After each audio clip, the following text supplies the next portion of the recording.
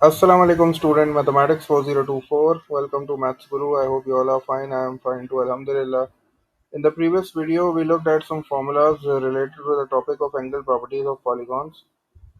कुछ formulas हमने discuss किए थे angle properties of polygons के previous video में. We solved some examples as well.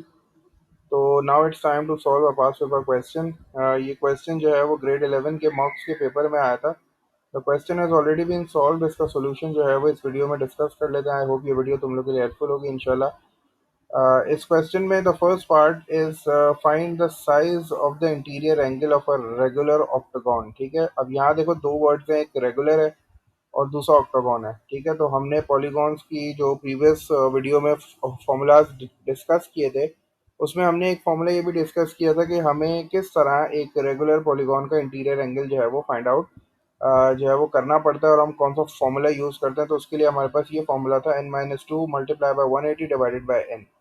ठीक है, यहाँ से क्लियरली लिखा हुआ है find the size of the interior angle means you have to find one interior angle and that is of a regular polygon. So the formula which is used to find out an interior angle of a regular polygon is n-2 multiplied by 180 divided by n. ठीक है, since it is a octagon. अब ये octagon है तो octagon has 8 sides. इसका मतलब है कि n की जगह पे मुझे 8 पुट करना पड़ेगा. तो 8-2 मल्टीप्लाई बाय 180 डिवाइडेड बाय 8 हो जाएगा. 8-2 is 6 multiply by 180 divided bye 8. अब सिंस ये पेपर 1 का क्वेश्चन है तो यहाँ कैलकुलेटर जो है वो अलाउ नहीं होगा. इसका मतलब है आपको वर्किंग करनी पड़ेगी सारी. तो सबसे पहले मैं थोड़ा सा देखता हूँ कि भाई कौन सा नंबर जो है वो रिड्यूस हो रहा है. तो मैंने 6 और 8 को पहले रिड्यूस किया. 2 टाइम्स 3 6 एंड 2 टाइम्स 4 इज 8. अब 3 और 4 जो है वो रिड्यूस नहीं हो सकता. अब मैं 4 को और 180 को रिड्यूस कर सकता हूँ. तो 4 टाइम्स 1 इज 4 एंड 4 4 से 16 हो जाएगा. लेकिन यहाँ 18 है तो इसका मतलब है 2 जो है वो आगे चला जाएगा. तो 2 0 20 बन जाएगा. तो 4 5 से 20 हो जाएगा. तो इसका मतलब है जब मैं 4 को 45 से मल्टीप्लाई करूंगा तो मेरे पास आंसर आ जाएगा 180. अब यहाँ डिनोमिनेटर में 1 है, न्यूमरेटर में 45 और 3 है जो दोनों मल्टीप्लाई हो रहे हैं. तो 45 को 3 से मल्टीप्लाई किया तो the size of one interior angle of a regular octagon is coming out as 135 degrees. ठीक है, ये तो फर्स्ट पार्ट हो गया, एक नंबर का था. तो इसके लिए जो है वो लाजमी हमें वो वर्किंग करनी पड़ेगी क्योंकि पेपर 1 का कैलकुलेटर अलाउ होता तो मैं डायरेक्ट जो है वो उसको फाइंड आउट कर लेता. सेकेंड पार्ट में मुझसे कह रहा है कि a regular octagon an equilateral triangle and a regular n sided polygon fit together at a point. अब यहाँ उसने तीन चीज़ों को जो है ना वो फिट किया है. एक है रेगुलर ऑक्टागन, इसीलिए उसने पहले पार्ट में जो है मुझसे रेगुलर ऑक्टागन का इंटीरियर एंगल निकाला था क्योंकि वो सेकंड पार्ट में यूज़ होने वाला है. ठीक है, देखो ये होती है एक सिस्टमैटिक अप्रोच. अगर आपको थोड़ा सा आइडिया नहीं हो रहा कि क्वेश्चन में करना क्या है तो थोड़ा सा पहले पार्ट पे फोकस कर लिया करो कि पहले पार्ट में उसने क्या फाइंड आउट किया है, इसने क्या जो है वो फाइंड आउट करवाया है. डेफिनेटली वो सेकंड पार्ट में जो है वो यूज़ हो रहा होगा. तो यहाँ जो है वो डेफिनेटली ये 135 यूज़ होने वाला है. तो अब उसने ये क्या किया है, ये जो आपको ऊपर वाला शेप जो नज़र आ रहा है दिस इज एन ऑक्टागन. उसके बाद ये जो ग्रे से आपको नजर आ रहा है दिस इज अ ट्राइंगल. और ये कैसा ट्राइंगल है, ये इक्विलेटरल ट्राइंगल है. इक्विलेटरल ट्राइंगल ऐसा ट्राइंगल होता है जिसकी तीनों साइड्स और तीनों एंगल्स जो है वो बराबर होते हैं. ठीक है, और फिर उसने एक और चीज जो है वो ज्वाइन की है जिसको उसने बोला है रेगुलर एन साइडेड पॉलीगॉन. यहाँ उसने नाम नहीं बताया.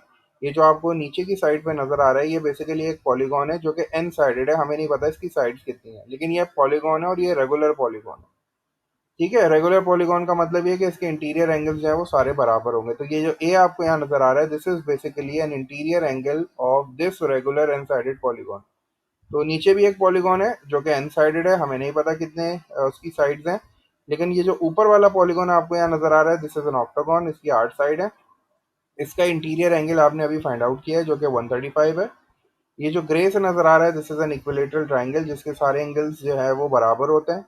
चूंकि ट्राइंगल के सम ऑफ इंटीरियर एंगल्स 180 होते हैं तो 180 को जब आप 3 से डिवाइड करोगे तो 60 आ जाएगा. इसका मतलब है कि इक्विलेटरल ट्राइंगल के जो इंटीरियर एंगल्स हैं वो 60 60 60 होते हैं. ठीक है, हमसे कह रहा है find out the value of A. इस ए की वैल्यू जो है वो फाइंड आउट करके दिखाओ. तो इसके लिए मैंने जो है वो एंगल एट अ पॉइंट वाला कॉन्सेप्ट यूज कर लिया. मुझे पता है कि भाई ये जो कंप्लीट एंगल है अगर मैं यहाँ से मूव करूँ और मैं यहाँ वापस आऊँगा मूव करके तो ये जो कंप्लीट एंगल है ये 360 के बराबर होगा. और इस 360 में मेरे पास तीन एंगल्स हैं। एक तो ये इंटीरियर एंगल है जो कि ऑक्टागोन का है, दैट इज इक्वल टू 135। फिर ये वाला एंगल है जो कि इक्विलेटरल ट्रायंगल का जो है वो इंटीरियर एंगल है, दैट इज इक्वल टू 60। और फिर ये प्लस ए है जो बाकी का बचा। इन तीनों को ऐड करूंगा तो आंसर आएगा 360। 135 और 60 को ऐड किया तो बना 195। दूसरी साइड पे भेज के उसको माइनस किया तो मेरे पास जो ए की वैल्यू आ गई that is equal to 165 degrees. तो ये ए जो है वो बेसिकली इंटीरियर एंगल है। This uh is interior angle of this regular n sided polygon. तो मुझे इंटीरियर एंगल की वैल्यू मिल गई है। तो ए की वैल्यू 165 आ गई है। अब लास्ट पार्ट में मुझसे कह रहा है find the value of n. N मतलब ये जो नीचे वाला पॉलीगॉन है इसकी कितनी साइड्स हैं। You have to find the sides of this regular n sided polygon. तो अब इसके लिए आपको प्रीवियस वाले पार्ट में हिंट मिल जाएगी, क्योंकि उसने आपसे इंटीरियर एंगल फाइंड आउट करवाया है। तो इसका मतलब है कि मैं इंटीरियर एंगल के फॉर्मूले को यूज करके I will find out the number of sides. और वो इंटीरियर एंगल का फॉर्मूला यहाँ ऊपर लिखा हुआ है, यही वाला फॉर्मूला मैं यूज करूंगा। बस अब मुझे जो है वो इंटीरियर एंगल पता है, दैट इज इक्वल टू 165। तो मैंने क्या किया, इंटीरियर एंगल का फॉर्मूला बिल्कुल उसी तरह लिखा। 165 मुझे चूंकि पता है कि भाई इस रेगुलर एंड साइडेड पॉलीगॉन का जो इंटीरियर एंगल है दैट इज 165। ए की वैल्यू 165 है, मतलब ये भी 165 होगा। जितने इंटीरियर एंगल्स हैं इस पॉलीगॉन के, रेगुलर पॉलीगॉन के, वो 165 है। तो 165 equals to n minus two into 180 divided by n। ये n यहाँ डिवाइड हो रहा है, इधर आके मल्टीप्लाई हो जाएगा, तो ये बन जाएगा 165n। 180 को मैं ब्रैकेट से मल्टीप्लाई कराऊंगा तो ब्रैकेट में n भी है माइनस टू भी है, तो जब 180 को n से मल्टीप्लाई किया तो 180n। फिर minus 180 multiply by 2 will give me 360। अब मुझे since I have to find the value of n, तो मैंने n जो है वो एक साइड पे जमा कर लिया। ये वाला जो 360 था ये नेगेटिव था, मैंने इसको दूसरी साइड पे शिफ्ट किया। 165 यहाँ पॉजिटिव था, इसको दूसरी साइड पे शिफ्ट किया, तो मेरे पास इक्वेशन बन गई 180n minus 165n equals to 360। 180n minus 165n will give me 15n. 15n equals to 360. And since I have to find the value of n, so I will now shift this 15 on the other side. N will be equals to 360 divided by 15. That is equals to 24. So this polygon is basically has four sides. तो ये 24 sided polygon है और ये regular polygon है और इसका एक interior angle जो है वो 165 डिग्रीज के बराबर है। तो ये क्वेश्चन था जिसका सॉल्यूशन आप लोग के साथ मैंने डिस्कस किया। और this question was of 4 marks, 4 mark का क्वेश्चन था। ये पेपर 1 का क्वेश्चन है। तो इसमें जो है वो you just need to memorize the formulas. देखो फॉर्मूलाज कहीं भी मेंशन नहीं है। अगर आपको फॉर्मूलाज नहीं याद होंगे तो फिर ये क्वेश्चन जो है वो सॉल्व करना मुश्किल हो जाएगा। एक ही फॉर्मूला हमने जो है वो यूज़ किया, n minus to multiply by 180 divide by n। और ये फॉर्मूला किसका है, ये फॉर्मूला है size of interior angle find out करने का ऑफ अ रेगुलर पॉलीगॉन।